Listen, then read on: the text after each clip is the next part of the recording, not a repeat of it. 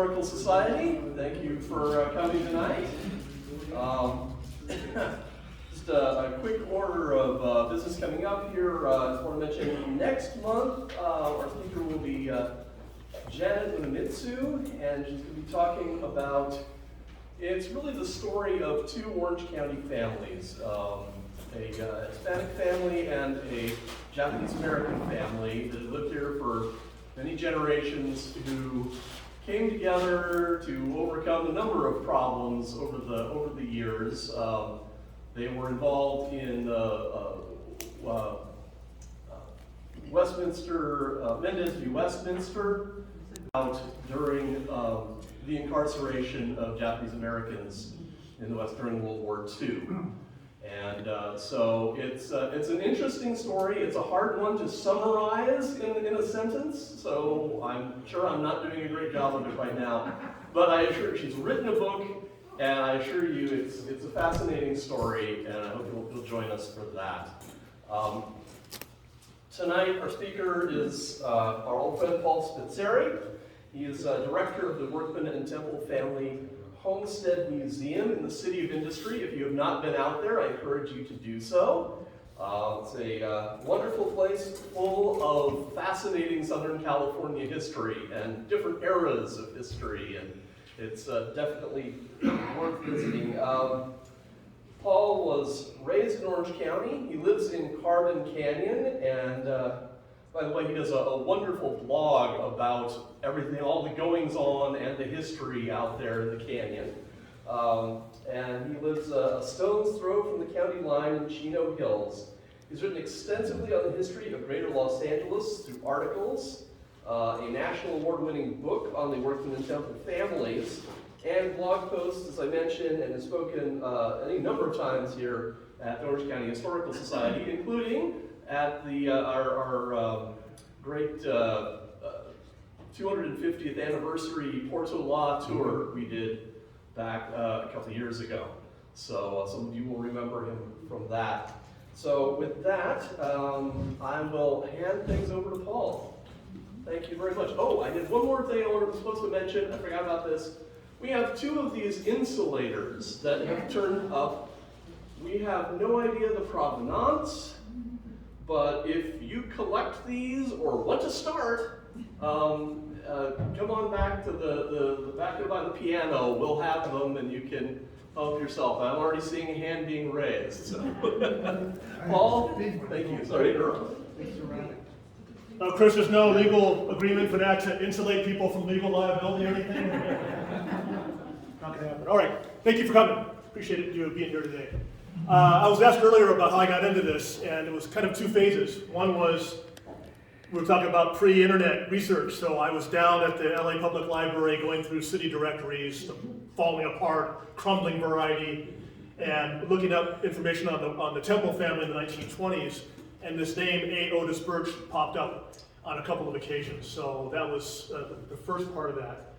And in about 2008, we moved to, 2004, we moved into Carbon Canyon, and I just got interested in the place and the history, and so I found him, of course, through the oil part of it in Brea Canyon, and then thought Birch Street was named for him until someone pointed out there's also elm and oak and all of that, so nice try.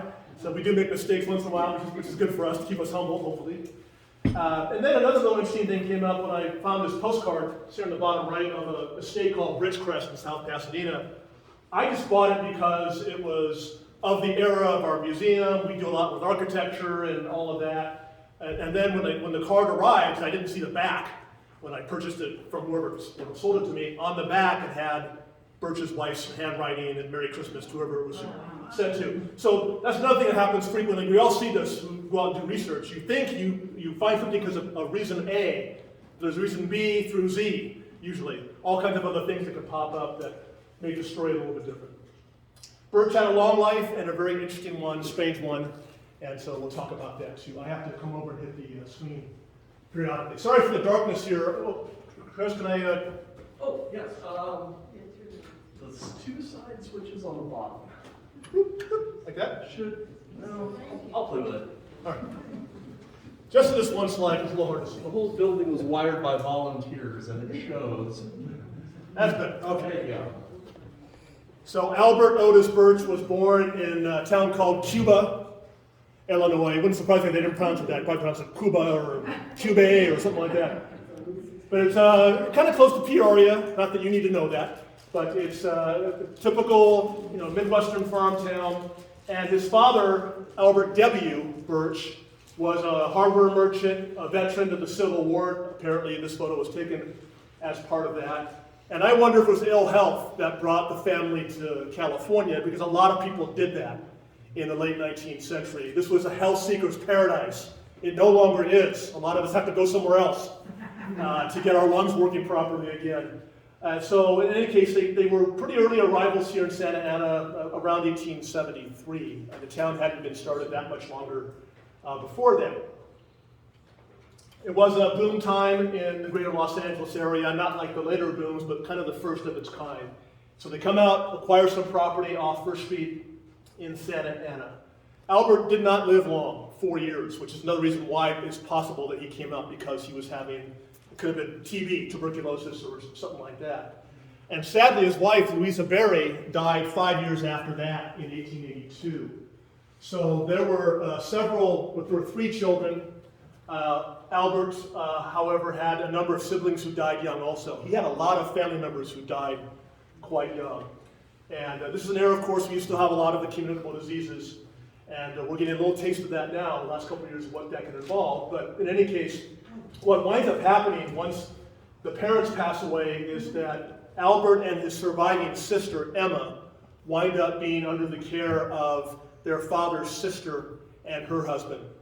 And their names were Minter. So I think there's a Minter house still standing out there at in Birch Park. There's Birch Street going down from Santa Ana to the south, an actual Birch Street from the family, as opposed to my mistaken Brea identity. But in any case, they were under the care of this aunt and uncle, and I think the Birches remembered that later on, as we'll talk about very briefly. So there's an article here from a newspaper from 1894 about the development of Birch Park and the idea that people thought it was, Minter was the owner of the land, and really it was his wards, in other words, Albert and his sister, and all of that. But it gives you a little detail about the location and what the city was asking as far as having streets and all of that. But memorial to Albert Birch, that was the reason the park was set up. There's not a lot of information about Otis in his early years. He was quite an athlete. He would engage in running contests and that sort of thing, but it's a little bit hard to find information on him. It's not going to be until about the very end of the 19th century and the beginning of the 20th century you start finding information about it. The 1900 census shows he and his wife, Marguerite Estelle Conaway. Some of you may know BF, or Benjamin Franklin Conaway, early photographer in Santa Ana. That was her father. And they were residing on East First, and it says his occupation was farmer. This is 1900, but he was just getting into the oil business as this was coming into play. So Edward Doheny discovers or drills the first oil well in Orange County up in the Olinda Ranch in 1897. And you can imagine everybody starts diving in, wanting to see if they can get a cut of the action. Olinda Ranch was one thing, but over in Brea Canyon there was a speculation too, because there was an oil belt clearly from downtown Los Angeles to Montebello to Whittier to the Pointy Hills and out to the Brea Olinda area, and so people were speculating pretty rapidly. So Birch and one of his neighbors, who's on the 1900 census here, Marion Menges, who was a dentist, and some other people in the community formed the Menges Oil Company to prospect in Brea Canyon. So as you're going up Brea Boulevard, you get into the canyon, you start making that hard right turn to head towards the 57. Off to the left is the 20 acres thereabouts where this company started to operate. They encountered what a lot of companies and individuals have to deal with is you're prospecting, it's speculation, there's a lot of risk. You can drill wells and hope that you're going to hit that pool of oil, but it can be pretty tough. And for about 10 years, it was a pretty tough road for those guys to deal with in terms of oil. There were a few wells that were drilled and minor producers. And then something happens very interesting, and the story is very ominous. One of them is that Birch told his partners, you know what, there's not really much going on here. I'll tell you what I'll do. I'll take that stalk off your hand, right? And then, we'll see what happens. Whatever took place, Birch does take control of the Menches Oil Company, becomes the majority stock owner, and he does buy out other people. And then lo and behold, well number 5 becomes a gusher, a huge one. It was said at one point that he made $3.5 million off of that. Now we're going back to about 1910, so I don't know what the dollar value would be from then to now, but certainly well into the tens of millions probably in our modern money, if not more than that. And so 1911, there's an immediate change. Menches Oil Company is dissolved. Birch, his wife, his father-in-law, his nieces, his sister had died also young, so he took in the daughters and raised them because he and his wife Estelle had a son who died young. See what I'm saying? All these people in the family were dying off pretty quickly. But in any case, it became a family operation. The Birch Oil Company was resurrected out of Menches. Not surprisingly, some of the old partners were not happy about what happened, and so they filed a lawsuit in 1914 to try to recover some of the fabulous wealth that they felt they had been cheated out of. One of the early photographs of Estelle Conaway's father, Benjamin Franklin. This is identified as Santa Ana Camp, obviously right off the ocean. Someone in this room may know where that is. If you do, let me know. I'd love to know where that is located. Article for the marriage of Birch and Estelle Conaway in 1899. My guess is that's probably somewhere near the end of the 55 freeway in Newport Beach. Yeah, Corona Del Mar area or something like that, maybe. That could be, huh? All right. So another early article here about the incorporation of the Menches Oil Company in 1900. There was a brother-in-law of Birch, Quentin Smith, who was one of the trustees. He went down one day in 1901 to go check things out, and while he's standing at the base of the hill, a boulder cut loose. Reminds me like what happened in Brazil recently. And this boulder rushed down the hill and hit him in the head and killed him. So another person in Birch's orbit who was suddenly taken away. So who knows what's going on there? Strange stuff. As I said, those initial wells were pretty modest in their development in this first part of the 20th century. The article on the left is about poor Quentin Smith, who was a druggist in Santa Ana and killed in that accident. But well number 5 was the big one. It was also high gravity, meaning a very high quality of oil, which meant obviously it had much more value. And so when you see things like, wow, $1.10 a barrel, that was a huge amount of money for prices of oil back then compared to what you see today. But it was often said that the well was the best in that area. So Brea Canyon and Olinda and other fields were part of the Fullerton district. That was the official name given by the state for that area. So sometimes you see Fullerton district, you think it had to be in the city of Fullerton or very close to it, or County Hills or something, but it could have been much further afield. But again, very successful. This is 1911 when this starts to happen. Think about the cars becoming a lot more commonplace. Railroads have been moving to petroleum-based fuels as well, which is why you got the Santa Fe involved up in Brea, Olinda. In this case, what Birch and his family were doing was basically just selling the crude directly to Union Oil Company and having them do the rest of the work with that. And so their thinking probably was, why deal with all the the overhead and the manufacturing costs and distribution if we can just sell the crude over? A lot of people did that. For example, J. Paul Getty's father, that's what he did when they came out here. He just extracted the crude and sold it off. Whereas J. Paul wanted to do things differently, and we know what happened to him. It didn't work at all. He made no money. So like I said, by 1911, Birch basically holds the cards in terms of the stock of Menches. He decides that he's going to shut it down and then reconstitute it into his self-named oil company. On the right is just one of the articles that talks about the fact that Union was coming in and dealing with the output of Menches. 2,000 barrels a day at this point, and almost all of it came from that one well. So he just got lucky with that one particular product there. And again, just ways to show information about how people deal with these companies and dissolution and starting the new partnerships and all that. So I've already kind of gone over that a little bit.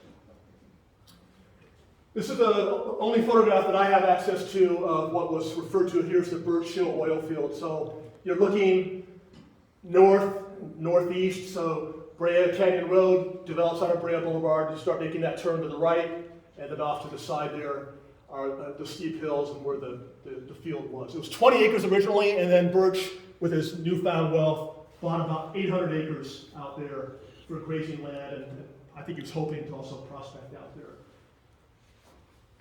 That lawsuit was a pretty big deal for 1914 and 1915. Pretty heavily reported in the Santa Ana papers, Los Angeles Times as well. And what happens is eventually, within about a year, a judge rules that if the people who are suing Birch want to pursue that, they're going to have to basically appeal on a demur. It's kind of a legal, a little complex thing. But basically, they had to go to the higher level to pursue their suit. So it went up to the state Supreme Court level, pardon me, appellate court level. And in 1918, it was thrown out. So Birch won his case, but it wasn't the only lawsuit he had. And as you can imagine, people with a lot of wealth tend to be targets for lawsuits, or because they have found strategies and ways of doing things to get that wealth that will get them also in legal hot water. So he had a number of examples of this. By the way, he had a couple of lawyers representing him from Los Angeles, Woodruff and Shoemaker. There's a Woodruff Avenue and Shoemaker Street or something out in Long Beach area. Shoemaker part I'm not sure about, the Woodruff somebody else. But anyway, Woodruff wound up being an attorney for a guy named Walter P. Temple who lived at our site, and that's where the connection between what I was working on with the Temple family and Birch started to come into play. There's still pumping oil along Shoemaker in San Fe Springs. Yeah, for now we'll still see some oil production out there, and same thing in Brea Canyon and other places, but gradually we'll see all that start to go away too. Yep. One of the things Birch did not like was the way Orange County was taxing his oil property. You know, who would like that? No one likes that. And so, but he had a pretty big difference of opinion. So Jim Sleeper, who happened to be the county assessor at this time, was saying that the value of the property was $645,000.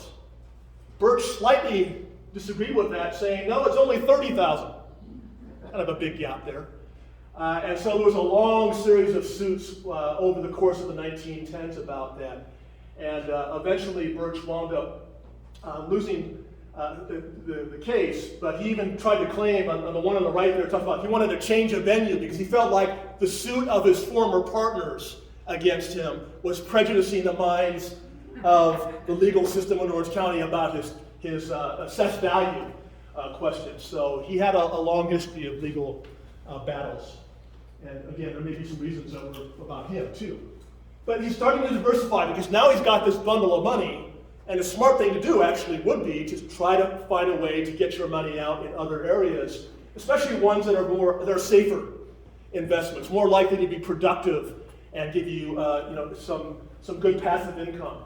Orange County Savings and Trust Company, for example, established April 1889, the year that, of course, Orange County split off from Los Angeles County. He's a director of that by the early teens. Just one example. He had many different companies that he was investing in during this era. I'll just mention a few. Life insurance is another pretty safe one in general. If it's a well-managed company, you can do quite well at this. Great Republic Life Insurance was in Los Angeles. He joined the board of that about 1912, about the time I got started. Later became president of that insurance company. And there were quite a few Orange County folks that got involved in that particular company, as well as the Santa Ana newspaper talks about. So you got someone named Getty, not related to the oil Gettys, who was from the First National Bank of Santa Ana, somebody from Placentia, banker, lumber company guy, and of course Birch is part of that as well. He had another involvement in a firm called Lyon, McKinney & Smith, and he invested stock in that in 1912, just when he's making his big money. Over time, he accumulates the majority of the stock. So guess what's going to happen? He's going to take over the company, and one of the other investors sues him because he claimed that there was misrepresentation about the value of the stock. Does that sound familiar? This is the second time this has happened, about the same time. So Mr. Bozart here is suing him for $25,000 because he says Birch forced him to sell notes and stock in the company and then kind of misrepresented the value of it. Bozart actually won that case. He was given a judgment of about $10,000. So he didn't get all he wanted, but he got about a little less than half of that. But in any case, what happens with Lyon, McKinney & Smith is it becomes the Birch Smith Furniture Company. And it was quite successful. through the 1920s, a big name in downtown Los Angeles. On the right there's Lion Storage Company, which was kind of an adjunct firm, and that was another project that he was involved in. So an ad on the right there for the reconstituted Birch Smith Company in 1921. Hard to find photos of this guy until he's much older and he's all over the place. But in any case, this 1921 is an image of him there when they talk about the change of this company. He's also expanding himself outside of the Orange County and greater Los Angeles area over time as well. He starts to become involved in building projects in downtown Los Angeles. He is the president of a building company, 2 11-story skyscrapers. That was the maximum you could build. I thought it was because of earthquakes, but the 11 stories was for aesthetics. They didn't want like a New York thing or Chicago where there was no sunlight downtown and all that. I thought it was elevators. No, it was aesthetics reasons. Oh, that's City Hall. Yeah, City Hall was the only exception to that. They got to do 28 stories because the city got to decide what they wanted to do with that. But yeah, so these 2 buildings that he's involved in, Spring, Main, and 8th Street still stand today. Of course, they're lost like everything else. But just some examples of how he was really starting to expand his reach in many different areas of the local economy. But he and his family, in particular his father-in-law, B.F. Conaway, bought 20,000 acres of land in Yolo County, just a little bit west of Sacramento. And so kind of where I-80, I-5, and then there's a State Route 113 that goes through there near Woodland. That's where they invested the land. Now, it had a lot of swamp because it's Sacramento Delta region, and they actually did a lot of reclamation, draining the swamps and all of that, because the plan was eventually to subdivide as much of it as they could. It never really got to that stage. They did more of grazing and growing crops like rice and that sort of thing. But a pretty big investment. And it's said that Conaway paid for it, but I'm imagining that was actually Birch giving the money to his father-in-law to do that. And they spent close to $500,000 buying the land, which is, was a fair amount of money in 1918 or thereabouts. And of course, with all this wealth, he's able to buy this elaborate home in South Pasadena. So Birch moved from Santa Ana just after the oil money started to roll in, went out to the Highland Park neighborhood of Los Angeles, northeast part of the city, and then out to South Pasadena off Fair Oaks Avenue, very exclusive area, very close to the Pasadena border, and all of that. So that's the postcard that I acquired for the homestead. And on the, well, that's probably his wife's right at the bottom there, and in the back she wrote, Merry Christmas to whoever got that card. So he did very well. There were different estimates about his wealth. Some suggest in the tens of millions by the 1920s.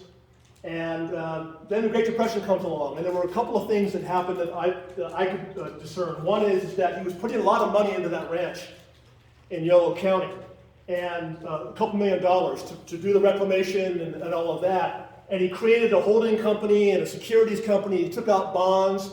And what that means, of course, is you're establishing debt. And you've got to be able to pay off those bonds and the interest and all of that. And when the Great Depression hit, that became a little bit of a problem.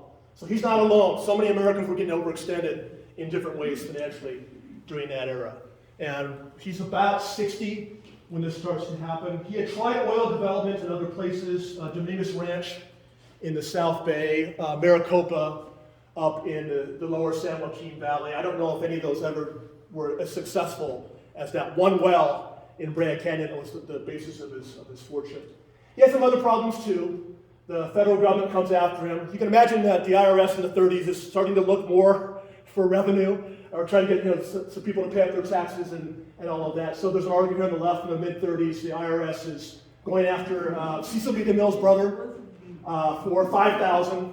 At the bottom it says that Birch was on the hook for about $12,000 and his wife for another $6,000. So who knows how they spread out their assets in order to maybe cover things. So if he got in trouble, he had some property set aside in his wife's name or what have you.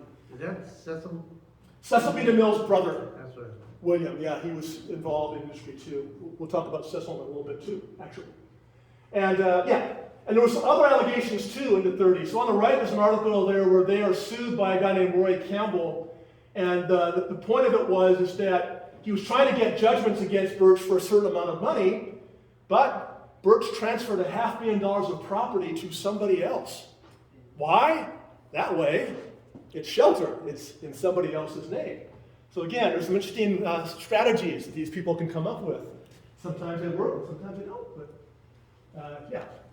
And with yellow, like I said, there was a lot of investment out there over time, and again, a lot of financial issues that came up with that. But they held it for about 30 years, until just after World War II. Sometimes leasing the property, as this article in the middle talks about. It was sold in 1946 for $626,000, which is not that much per acre, for 22,000 acres. And it wasn't that much above the price he paid for a smaller chunk of that. So he didn't actually make money in that over time. And on the right, again, he had some other tax problems with the IRS. That one on the right was in the late 40s, and he actually won that case. But it seemed like he was in court all the time for a variety of reasons. So, self-inflicted or otherwise. And then he and his wife and their nieces got into a conflict too. So the Birches raised their nieces, his sister's kids, and they were told that they were going to get a certain amount of the Brea Canyon property. So on the right it says that he was having ownership of 70 and 17/18%. How do you get to that level of percentages? And the nieces were supposed to get 14 and 19/36 percentages of things. But they were told they were actually supposed to get a little more than that. And so they had a court battle in the late 40s, and it wound up where the court ordered that they would sell the property by Otis Birch's request. And so he's, 78 years old at this point. He's probably thinking it's about time to start unloading some of these assets. Or the battle with his nieces was such that this is the way he decided he wanted to do it. So the land out there at Brea Canyon was sold off in the very early 1950s. Yeah, so here it is. So there's public notices. Sometimes people skip over those because they're really boring. Sometimes they're fantastic though, because you get real detailed information. When this company got started, when that lawsuit came in, who the principals were and all that. So you can pour through all the legalese. Sometimes you find some cool stuff in there. And so that's the public notice about the sale of the property in receivership. And then some articles that talk about the $1.5 million realized for the sale of the almost 800 acres in Brea Canyon in 1951. And of course, production is declining a lot anyway. And so I don't know if Hillcrest Exploration Company bought that because of the oil or because what they thought the future of the land might be. But on the far right, another article said only 250 barrels of oil is being produced out there. So it had clearly gone down quite a bit. Now what the Birches started to do with some of their money was become benefactors. And of course the shadow is looming. You're in your 80s. You don't know how much longer you're going to be around. They actually live a lot longer than they probably thought. In any case, they were devout Baptists. They were members of the Temple Baptist Church, which is across from Pershing Square in downtown Los Angeles. There's a residential tower there now. But they were able to give a lot of money. So on the right there's Cecil B. DeMille referred to. His former 45-room mansion was acquired by the California Baptist Seminary, which wound up moving to Covina and then merged with the Berkeley Seminary. So it's basically now in Berkeley up north. But it was renamed Birch Hall because they were the ones who provided the funding for the purchasing and I'm sure all the remodeling and all that. He was a member of the Board of Trustees. He was also a trustee of Westmont College up in Santa Barbara, if you know where that is. So very active in his church activities, the Baptist church locally. He even was the prime mover in them buying an old hotel in Santa Barbara called the Samarkand and turning it into a retirement home. It is still a retirement home, which I don't think it's affiliated with the Baptist church any longer, but yeah, so he gave $100,000 to aid the seminary, as you see in the bottom, and he probably gave a lot of money to buy that former hotel. There are some sources that say he gave $20 million to the Baptist church over time, which is astounding. That's a lot of money for that era. All right, so Birches go into kind of their quiet later years, and by the mid-1960s, they're both in their 90s. They had battled with their nieces, so you can imagine they probably weren't too close with them any longer. And that's a problem because you had family that probably could have helped you, maybe. Although Pearl Choate was a pretty crafty woman. She was a native of northern Texas, kind of up near Oklahoma, up near Amarillo. She was over 6 feet tall, and they like to talk about how portly she was, 250 pounds or 300 pounds, like I don't know why that matters, what her height or weight was, but in any case, it gave her this ominous, menacing, persona, I guess, to the media. She was married 6 times before she met Otis Birch. She had served 2 prison stints in Texas. In 1949, she was arguing with a guy in a pickup truck and shot him 4 times. Not just once, but 4 times, just to make sure. And so she wound up going to prison, but she only served a few years, 5 years, got paroled, and then she got involved in an extortion scam just after she got out of prison, and that's a violation of your parole. And so she went back into the slammer for another 5 years. I think she served 12 years in state prison. And yet when she gets out in 1964, she's able to come to California and get employment as a nurse. I guess they didn't have background checks back then, right? And so she winds up being hired out for this elderly couple, still living in their old mansion in South Pasadena.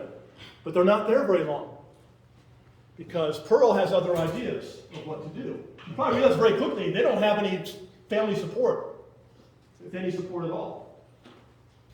So here's Otis and Estelle, I'm guessing probably in the 1950s, thereabouts. So I think in 1965 she's hired to become their nurse. Very quickly, they migrate to Texas. She takes them off to where she was from. Within months, Estelle dies. I mean, literally within 2 months of arriving in Texas. So on the paper, it's just like, oh, Mrs. Birch dies, and that's it. No questions, I guess, about that. Until later in the year. This is 1966. And then suddenly some relatives, and there is a person out here who was kind of a trustee, and there was a bank, they start panicking because they realize the Birches are gone, they're not there. And so this is a big headline in the Pasadena Independent from late October 1966. Hunt woman in kidnapping with 1 P. Nobody was editing that day. And so with Estelle out of the way, Pearl is able to get Otis, who can barely hear, if at all, barely see, can't walk, and they go into Oklahoma and they have a wedding. But he can't get out of the car, so he sits in the back of the station wagon on a mattress. And they have the ceremony. And then they go back into Texas. Meantime, people in California are trying to figure out what to do with this from a legal standpoint, because they want to stop her from taking all the money that may have existed. Again, there were estimates of up to $300 million of his estate, which is nowhere near. Who's the woman pushing the wheelchair? That's Pearl. So that's his new wife, Pearl Choate, his nurse/wife. And what happens, though, is they wind up going into court, and they actually bring them out to Pasadena to do this, and they have a hearing, and because he can't really hear, they have him write out. They write out questions, and then he answers verbally. So the main question was, are you being induced to do this against your will? And some of the article said that he basically yelled out in a very clear voice, no, I'm not. And that's all they could do legally. Because if he says I'm not, and it's clear and all that, then I guess there's no trouble. So Pearl Choate Birch wins control of the estate. They weren't married very long because he died in March 1967, so he's gone within a few months too. 95 years old, almost 96. Pawn in estate battle. Jack Smith, if you remember him from the LA Times, great columnist, wrote this article at that time. He had a handwritten will. It was filed in Dallas only hours after he was buried. But it was accepted. It was considered to be, he was of sound mind when he did that. An autopsy was performed, and she requested that. Pearl did. Circulatory collapse and chronic congestive heart failure. Not surprising for somebody who is in their mid-90s. But yeah, she's able to get control of the estate and all of that. But Pearl's not done yet. She did buy some property, by the way, this is her on the right, and she has to have her husband carried around during these court proceedings, as you can see there. Yeah, she was 6'1", 250 to 300 pounds. So in that range. Pearl buys property in Compton. So I'm imagining she has access to some of his money. She buys an apartment building. She has a dispute with a tenant when a police officer shows up. I imagine LAPD probably. She pulls out a gun and starts firing away. Didn't hit anybody, but she is arrested, tried, and convicted for assault with the intent to commit murder. This photograph on the left strikes me. It's like she's smiling and having a good time, sitting in the courtroom, getting ready for her next stint in prison. So she served her third term here in California, her first, 2 prior in Texas. So this is 1968 into 1970, but she's let go again after only a couple of years. It's assault to commit murder, so it's not a serious, obviously, a charge. But in 1970, there was another struggle over the estate, and again, she wins in Dallas probate court. You can see a headline, maybe Oilman's widow wins battle for $200 million estate. It wasn't that. Some sources say there was only $50,000 left when this was done, and she owed her attorneys double that. Wow. So all of that planning and scheming and conniving and all that, well, because it didn't work out too well in that case. But she then subsided into obscurity. She died about 12, 13 years later in the 1980s, having survived 7 husbands. Birch being the last one. So that's a little bit of the story of Otis Birch. Hope you enjoyed it, and if you have any questions, let me know.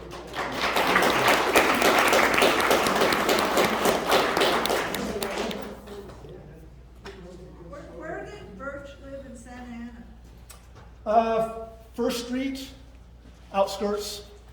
So there was property his father had bought when they came here in 1873, and then because his father and mother died so young, he and his sister inherited that. When you say outskirts, do you mean like towards Tustin? East First, yeah. Okay. Yeah. Where is he buried? It's a good question. Underneath, what's her name? Yeah, I don't recall offhand. The question was, where is he buried? Where's Birch? It said that she was buried in Inglewood in a mausoleum. They moved her to Inglewood Park Cemetery, so I imagine he'd be there. Well, Easy to find. You want to find a grave, and it should pop up pretty quickly. Any suspicious circumstances for the passing of the other 6 husbands? That's a lot of them to burn for. Yes. It was said that she had a habit of marrying older, wealthier Texans, and then they just suddenly died. I didn't really delve too deeply into that, trying to find out who these guys were and all that. That's what was stated. And given her method of operations, it seemed to make sense. So did the nieces get any money in their, from the estate, or from, was it? Not from the closing of the estate. Of course, there was very little left anyway, and that all went to Pearl. They had their own interest in Brea Canyon, so when he sold that off, they still got their percentage. They were just trying to get more. They thought they deserved more than was stipulated in the court hearing. So I know one of them lived in Newport Beach, so that tells me she probably did pretty well. I'm not sure that the other one lives. They lived into the 80s, in their 80s, both of the nieces. And they both lived in Orange County, if I remember correctly. Yeah. You said there was an investor or a partner from Placentia. Who was that? Bradford. That's what I know. Yeah, Bradford was a big wheel banker and all that sort of thing. Yeah. Was there, I know you mentioned that she had a habit of marrying older men, but was there any thought as a nurse that like maybe she was an early adopter of like insulin overdosing or anything like shady like that, or they just weren't even looking at that because these people were old, they just didn't care? And nurse is probably too generous a description of what she actually was. It's almost like an in-home care worker. Sure. And as poorly regulated as that still is today, you can imagine what it was in 1965. No regulation at all, because obviously she was able to get a job without anybody knowing what she had done for the last 12 to 14 years. And all that, but yeah, you do wonder, what medications were they on that she would have access to, using to further control them or whatever it is. But that happened very quickly, like from the time she became their nurse till they both died was a year and a half maybe or something like that. It was very quick. in late 90s, right? Like they're not probably, living for another decade or so. Yeah, they both died in their mid-90s, right? Exactly. Another hand up? Oh, yeah. His wife, is Estelle? Yeah, Marguerite Estelle Conaway. Okay, well, how did he meet her and how did that happen? Well, they were both Santa Ana people. Her father was early photographer involved in various businesses, so it wasn't that big a city yet. It was getting there, but What year was that? they married in 1899, so they were both in the late 20s when they got married. All right, great. Thanks again.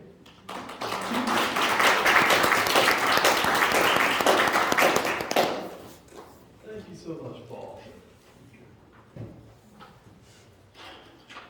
So many fascinating personalities and stories scattered through history that, I don't think we will ever run out of more things to research and learn about.